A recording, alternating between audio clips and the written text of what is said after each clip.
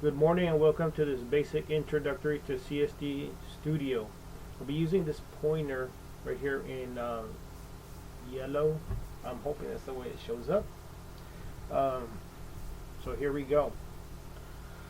Once CST is ready and launched like I have it here, you're going to press here in the new project template.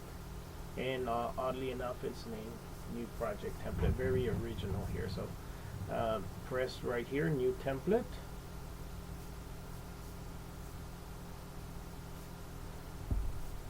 These are design environments here. The team could also use the EMC, EMI design environment in the near future, but we'll be here in the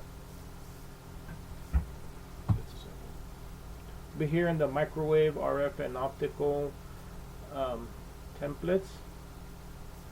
And I'm trying to read off this script here.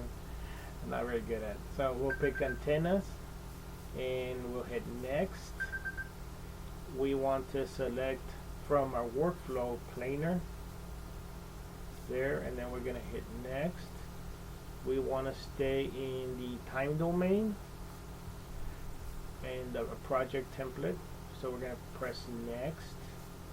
And on these units, we're going to keep them as they are. Dimensions will be in millimeters, frequency will be in gigahertz, and as you can see. So we're going to hit next because we can always go back, and we will go back and edit those. The frequency, we're going to purposely leave them open so we can go back and edit those. Monitors, the same thing, we'll be adding monitors as we go. And here we can define certain frequencies, but we're going to leave it open because we're going to do that manually. Here I'm going to rename it, and we are going to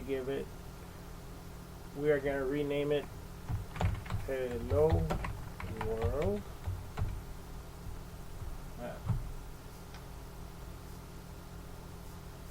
Okay, so our design environment is going to start up, and we are in the home screen. On the left side we have the navigation tree. In the center we have the results navigator screen, because we can define and correct items in this area. On the right side we have the message area. So if you enter values and they're right or they're wrong, it'll let you know by its calculations, the CST calculations. I can come off camera here, and I have a 3DX connection, what's called a space mouse. I don't think any designer worth her salt goes around without one of these. Maybe put up one later, I'll bring it in. Okay, so we are going to start in the home tab, which we are in. Okay, so on the far lower right side hand, we will be making use of the rotation button, this one right here. They come off like that. It has the arrow that's wrapped around it. Okay, so now we want to press on the modeling button, and we want to press this one, the brick button, and we want to go right here, and let's double click that here, and it'll jump out and give us a little bit of height. So here we're gonna rename that one to, just a second, let me get all my values. We're gonna rename this substrate, and we're gonna be defining our X min, X max, Y min, Y max, Z min, Z max. Okay, so I like to use letters, so we're gonna get rid of those. And I'll tell you why I like to use letters. I like to use letters here because we can reuse those values, and we keep adding components, and we can reuse those components. So let's bring up PowerPoint, and I'm gonna stretch it across the screen. And here we go. We're gonna build a microstrip feed antenna. It's gonna have a ground plane, a substrate, a patch, and a microstrip feed. We're gonna move down here, and I'm gonna zoom in there, and we're gonna have these values for the substrate, the patch, and the ground plane. And I've given these names: W for width. I have to do a PW there. That knows there. So we can change those values as we go. Okay, so recall that we're trying to get comfortable with CST. We're not trying to be perfect or be the fastest. We just want familiarity with CST. Okay, so in the X-min, I am going to type a negative L divided by 2. Here, a capital L divided by 2. And here, I'm going to put a negative W divided by 2. And a positive W divided by 2, because I want those at the center. And then for the Z dimension, I'm going to leave that as 0. And here I'm going to put ST in lowercase for substrate thickness. And our material, just a second. Okay, so for the material, we're going to go right here, load from library, and we're going to do an FR-4 or fire retardant. Let me lower this a little bit so we're in the screen view, and we're going to do lossy, and we're going to hit load, and then we're going to press preview, and the first one that comes up, let me do that again. Okay, so I need to fix that. I put a lowercase l, I need an uppercase L. L, W, okay. So hit preview again. So L, we know from our sheet right here that our length is 100. So 100 millimeters, and we're going to call that substrate length. Substrate length. And hit OK. So W, we know that's 50 millimeters, and we know that is substrate. I'm going to keep that in. I'm not going to capitalize that. Substrate width, and our ST value. Our ST value is 1.66 millimeters, and we're going to call that substrate thickness. Okay. Press OK. I said OK. And let's preview that. Okay. Say OK. And then we're going to zoom out. Here we go. So I'm using the space mouse off camera, and we could come here, and I want to introduce some buttons really quick from the get-go. So on your mouse, on your keyboard, you're going to press S, and we're going to double check that. So pressing S, I know my width is 50 right here, and that matches my PowerPoint design. W is 50, so when I go lengthwise, I should get 100. So I'm going to press D to deselect that, and then I'll press S, and I want to pick this or that one. It doesn't matter, it's the same. So it's 100 millimeters. So pressing D frees that up, and I also want to know what my height is. I had said that it was 1.66. So press S. So 1.66 millimeters. So I press D. I'm happy with that. And off camera, let me reach over here and pick that up. So I'm happy with that. Okay, so we have worked some pitfalls so we can purposely enter the navigation tree so we can highlight and go back and recover from errors that we're going to purposely make. We will now go back into the brick icon and create our patch antenna. So we're going to go right here under modeling, and we're going to hit the brick right there, and we're going to put it in the center.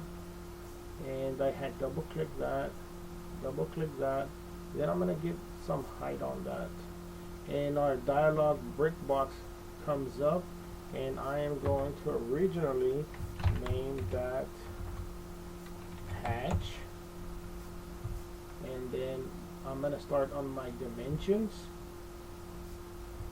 Okay, so right here we're going to go using what I like to do is do a PW divided by 2 patch width, and here's going to be a positive. I don't put a positive sign, but patch width divided by 2, and there's the negative, so I'm going to patch length, and I'm going to divide by 2 and patch length, because that's already a positive. I'll divide by 2, and then I'm going in the Z-min, I'm going to put that 0 as 0, and here I am going to put CT for copper thickness.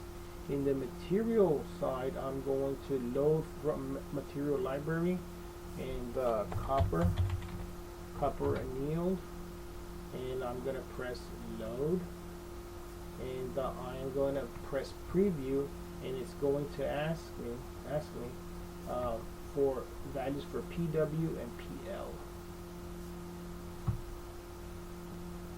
Okay, so we know PW from here.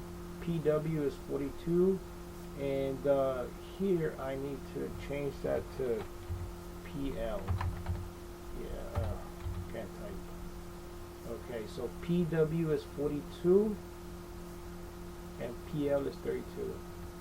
So 42 millimeters, and I'm gonna call that patch width, and say okay. And PL, what did we say? PL is gonna be 32 millimeters, and we're gonna say, I said patch length, and then we're gonna say okay. And our copper thickness, if we recall, our copper thickness was why is there only, yeah, so 0.035 millimeters. We're gonna go copper thickness. Hopefully I didn't misspell that. Okay, so right now I'm happy with that, and let's see where we are.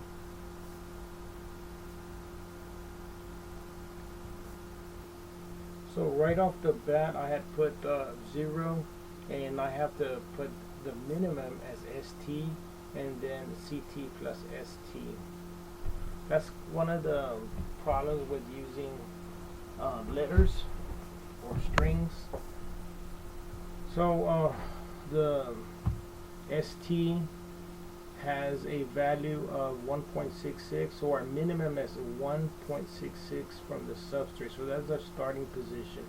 And then our max is the copper thickness, which is 0.035 plus ST.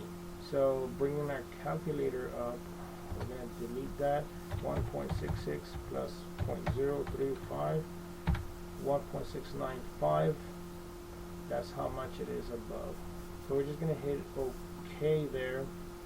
Go ahead and close there, and then we're going to come in and inspect. We're going to come over here and hit components, and as you get more familiar with CST, I'm sorry, you will be able to do this much faster.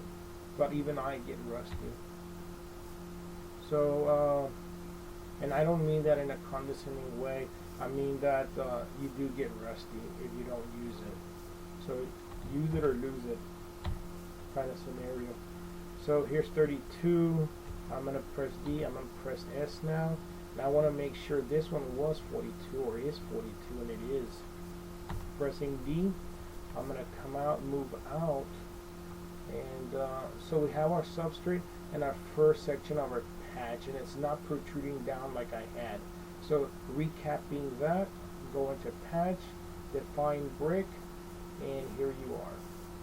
So I'm just going to hit OK and close that, and let me show right here that we have ways to amend these values. And this will come up later on. I know I built that one in. So give me a second. Okay, so now we're going to be ready for our feed line. So we're going to come here, and you can either press M or go up here to pick points and just pick its center M. So go to the bottom, and wherever the red dot comes up, you can just pick anywhere and it'll auto do the red line, a red dot. Then I'm going to press W, and I have my axis shifted from the center up here to down here. So we're going to now enter our feed line, and then we're going to do a Boolean add right there. I have nothing to add right now, but we'll work that in a second. So we go to brick again, and we're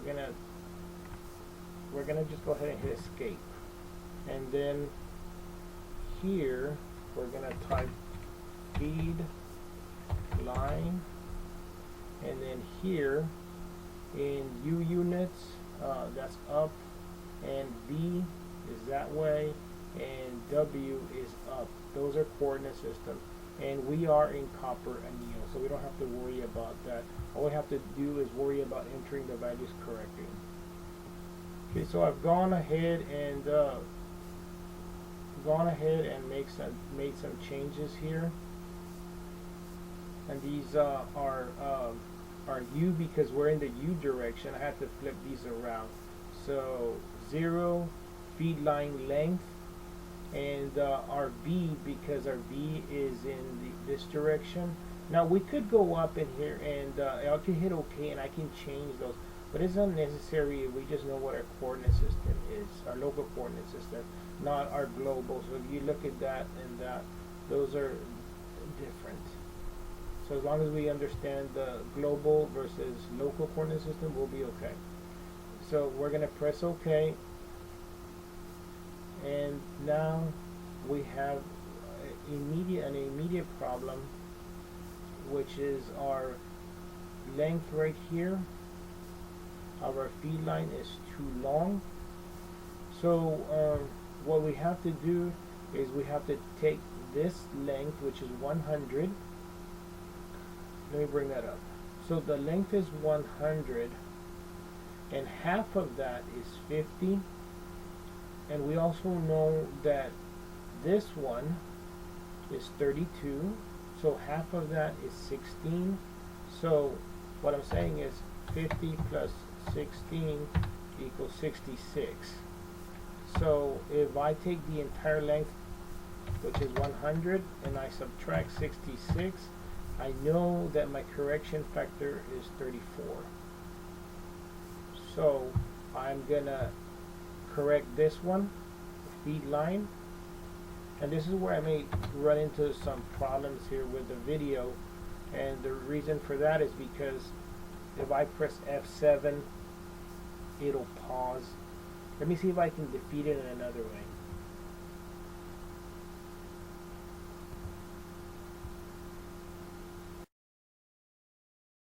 Okay, so we got our correction factor in.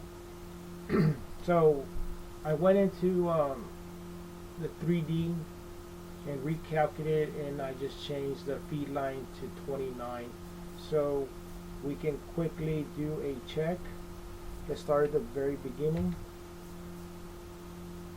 So our length is 100, and then across should be 50. So D, and we're going to come here, deselect that,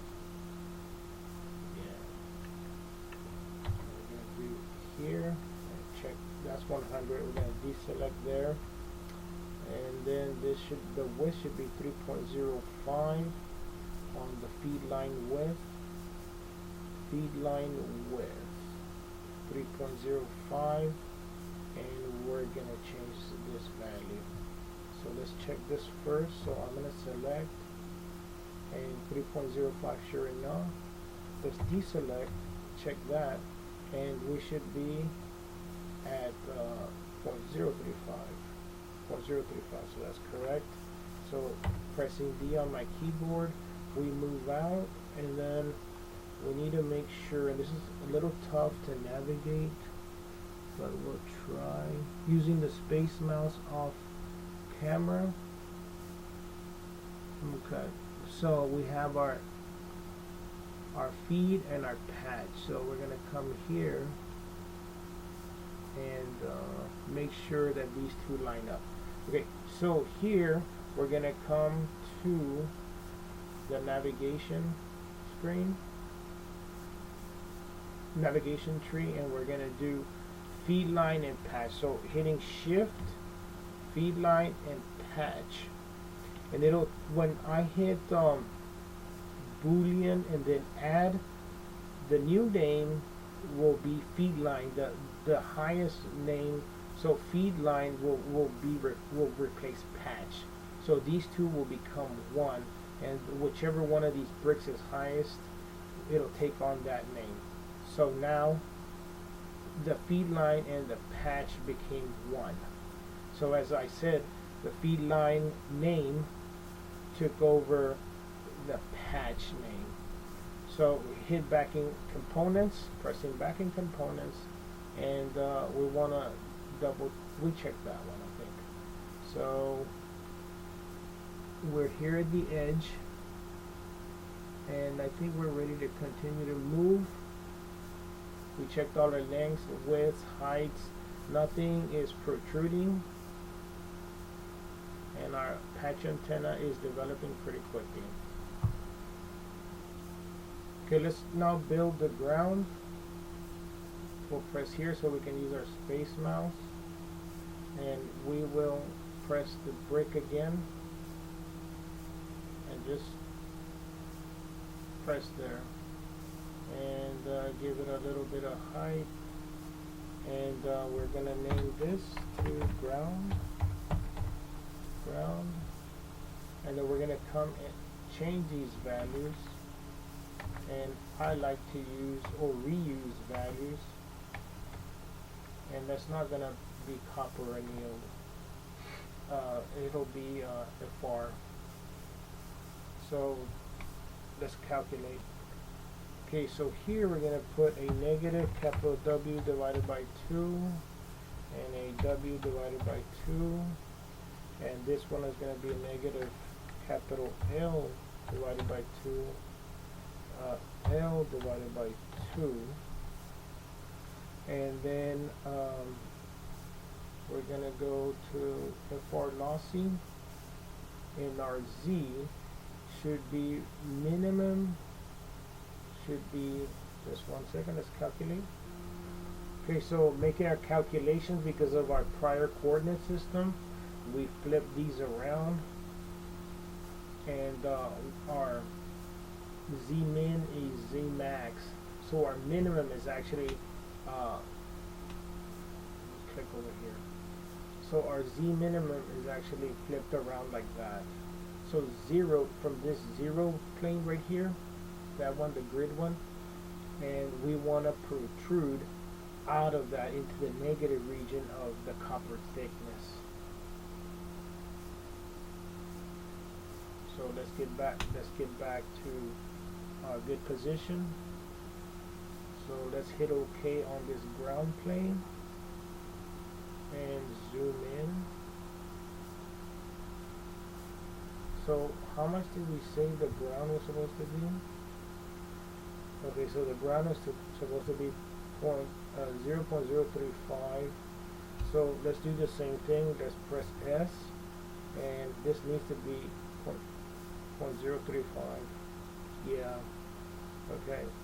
So we also know that we need to have 50 across, so D right there. So 50, pressing D, and then let's come to this side, and we need to have 100. So I'm going to zoom in right here, and I'm going to press an S, and I'm still zooming in. Need to have 100, and we do. Pressing D, we come out, and let's flip this one around, and we can change the properties here. We can either go ground, and then we can change material and color there, or we can come here, but I think we'll just go ahead and change it here. So material and color, and the reason for that is because I have this one in blue, and I'm going to make the ground blue. So let's just pick any blue and roll with it.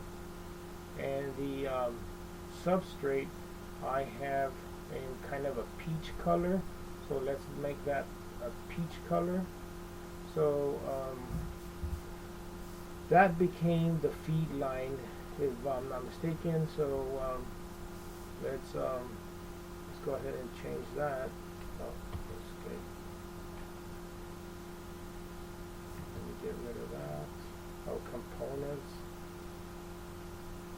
And let me see if I can. There we go. Change material. I want some kind of peachy orange look to it. Let's look at that. Oh, hold on, we don't want that. We want the substrate. Yeah, we want the substrate. We want that kind of a peachy orange looking material. Yeah, there we go. Okay, so flipping this one around, we have the ground, and we have the patch and feed line, and we have the substrate. So that in fact matches that. Our lengths and widths, colors, I wouldn't say the colors are exact matches, but they're in that direction.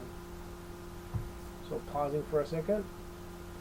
Okay, so now we're gonna shift the axis down here, and the same thing we've done before. And the reason for that is because we want to add a discrete port right here. So we're gonna go here and pick M, and I'm gonna pick the lower edge right there, and that gives me my midpoint. Let me go ahead and have a W right here, and that's a little bit different from our local coordinate system. And let's start adding a discrete port. Okay, so now we're going to press on the simulations tab right here, and we're going to add a discrete port. And here in this area right here, we're going to add, okay, so in the W direction, we're going to add a negative ST, or substrate thickness. I'm going to go ahead and say okay, and let's zoom out. So our discrete port is feeding from the substrate up, and that's good for us. So I'm going to hit escape. Oh, W, I'm sorry.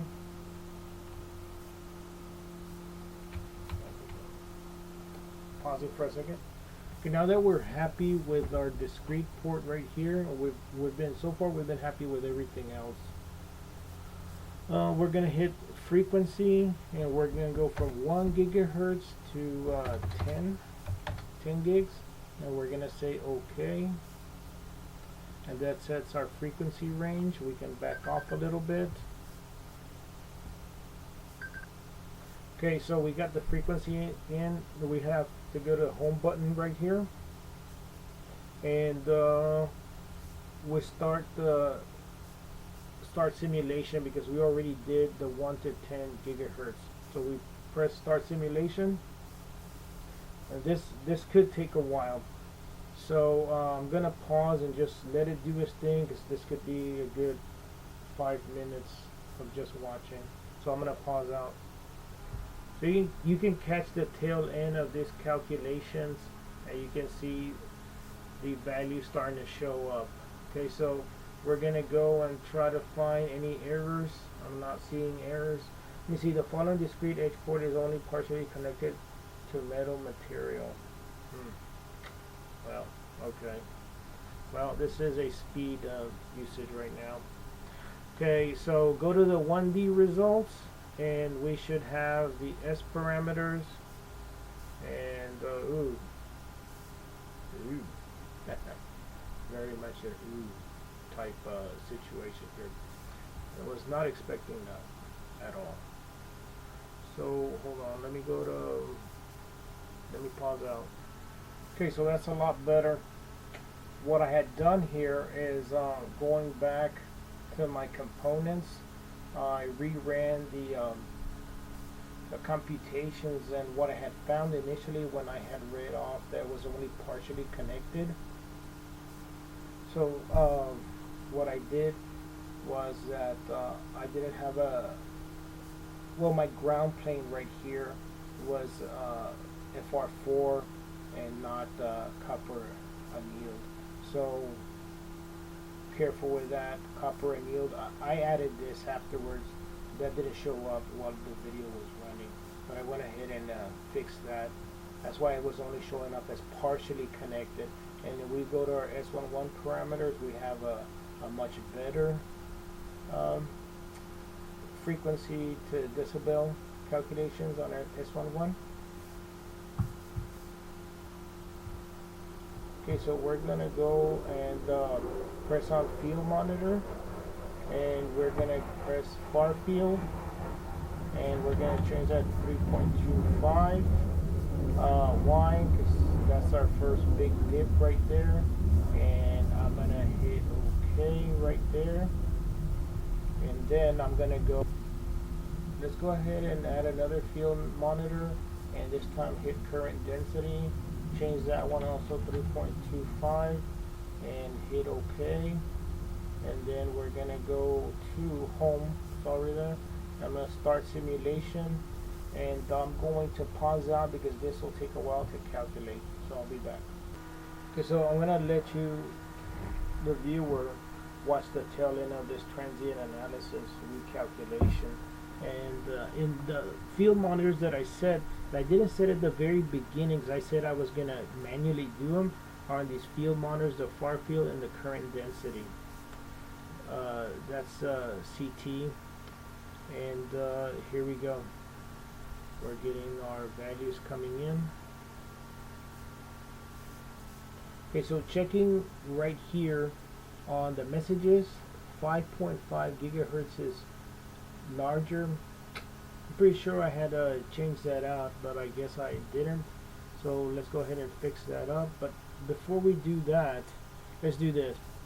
So going to the 2D results, I'm gonna get the current density right here, and we will recalculate this.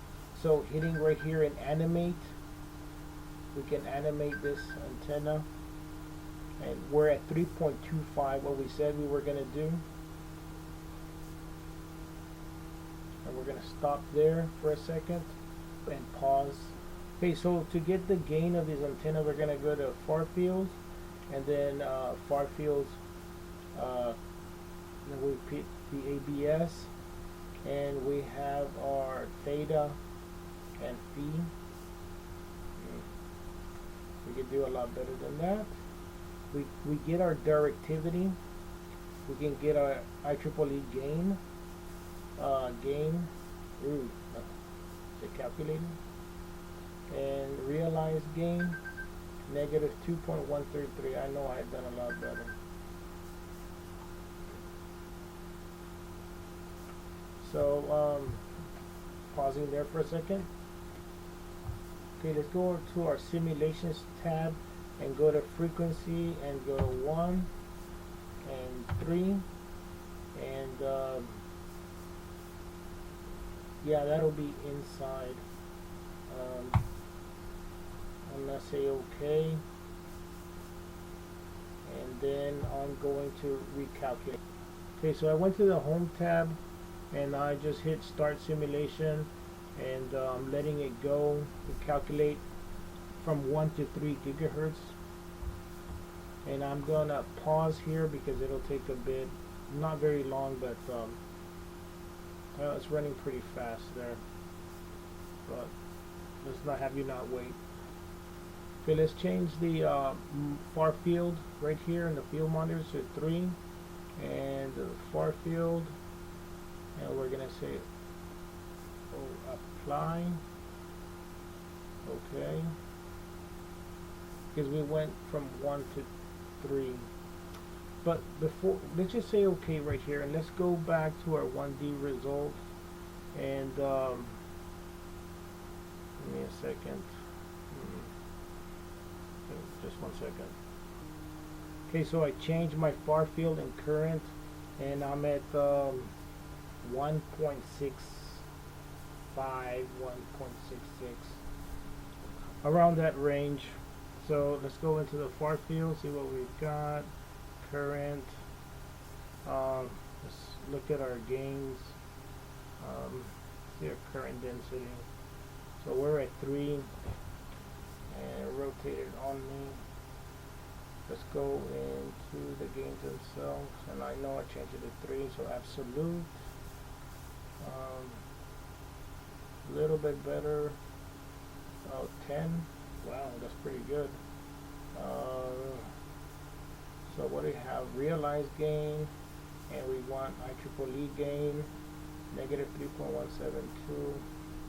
Not fantastic, but guess we can work with it. So another thing we could do to display, let me see, going back here, again we could do the animation again, but I guess at this point we're pretty much just kind of like fooling around with it. That's our quick intro to CST, and by no means expect to be an expert in it really quick. That's just not going to happen. You have to play with it quite a bit of time to get good at it, and even when you're good at it, it just you could fall out of practice. Okay, so what I've done here is I've synced up the field monitors and my absolute far field. So when I calculate it, that's more realistic for what I have in my S1 parameter. So here, so 1.65. So my field monitors, I had them out at, we went from 1 to 3 gigahertz, but I needed to put it here and rerun those. So that's what I've done. Not the most beautiful, but thank you for joining me in this quick lecture on CST and how to use CST. Next time we'll do under 20 minutes, hopefully, in HFSS, and then we'll, as we get better, we'll delve into them. We'll quickly do a spot check, and I think we're good for today. Thank you again for joining me.